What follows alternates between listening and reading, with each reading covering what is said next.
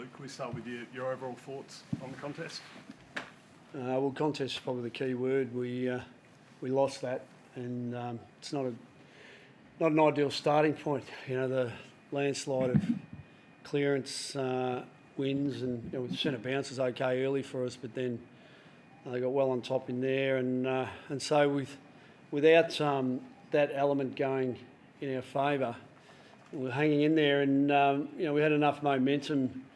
We looked like we might come over the top, and then there was just two or three critical moments where we lost the handle on it. So probably the most disappointing thing in the end is in an arm wrestle, and ultimately we've got to measure ourselves on how we come through these tight games. Against an opponent who's been stung the week before, and up until the last part of that last quarter, we were coming, and we were giving ourselves a chance, even though the possession rate, a handful of their individuals with the volume of their involvement was concerning for us.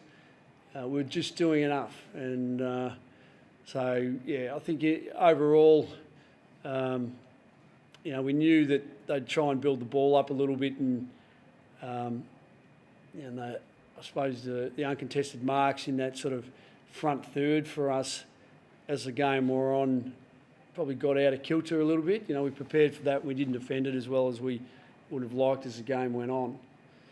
So there are a number of things that we knew going in that we let them get away with, and then you've got to give them credit, because they worked hard.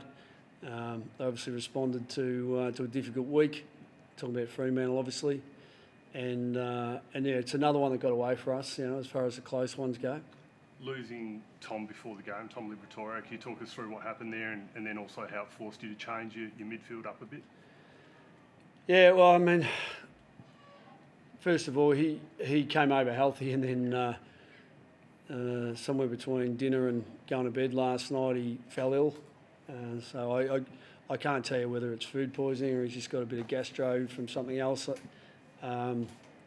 And I'm not even sure if that detail will come out, but he just wasn't well enough to play. He couldn't keep anything down, and so that was a bit of a surprise. But ultimately,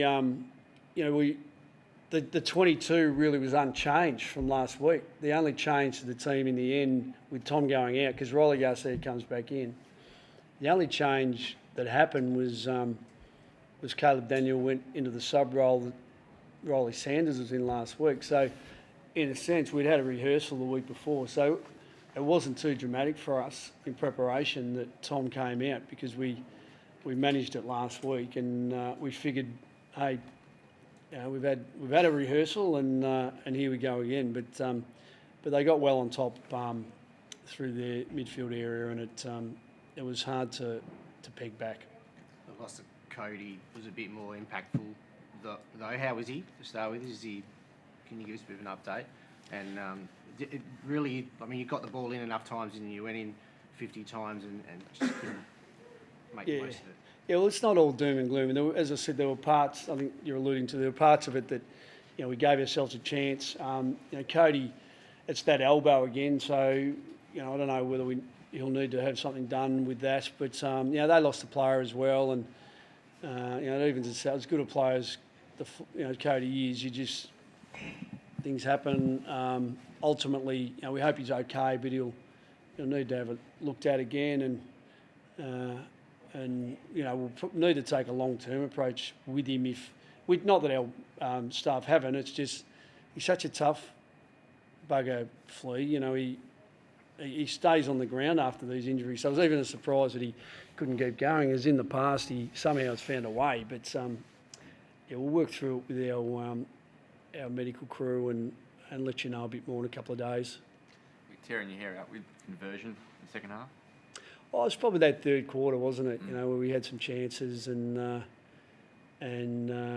squandered a few, but they missed a few as well. And but the momentum up until probably halfway through that last quarter, as I said, we were coming, in hostile territory, and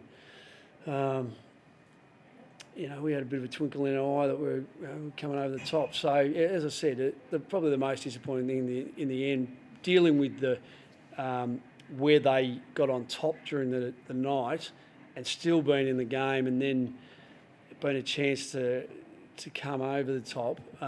It's just the margin in the end, you know, the gap. I mean, we pressed hard late to try and, you know, to score, and sometimes that costs you out the back, and it probably did once or twice. But ultimately, you know, I think if you look at the opportunities for both teams, you know, they absolutely deserve the win, and we've just got to look optimistically at this week and into the future, and continue to evolve and forge, you know, a new identity. I mean, we didn't help ourselves tonight because we didn't get the result, but and everyone will learn for that, not just young players. So we'll prepare well and look to Hawthorn as another challenge. It's like young Darcy tonight. That's a tough defence to score against and kick three and get plenty of the ball up the field as well.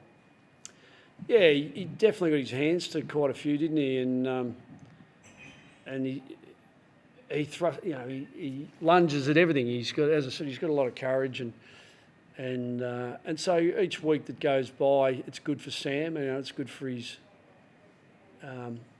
growth and the evolution of our team. And yeah, there's some exciting moments and opportunities in the game for him. We just need a little bit more, didn't we? You trained here last night. Did you have any inkling it was going to be as slippery as what it was underfoot? Not really. I mean, there was a late afternoon yesterday and the sun was out, and I suppose the dew hadn't come in. Yeah, did it seem... I mean, I know both teams fell over a little bit, but it happens. It happens at Marvel. It happens everywhere, so not much you can do about it. You mentioned, I guess, watching a couple of their midfielders sort of get away possession-wise. Did you weigh up doing anything with Fife and Sarong, and what did you weigh up there? Yeah, we did something. You might not have noticed. When Caleb came on, we sent him to Sarong.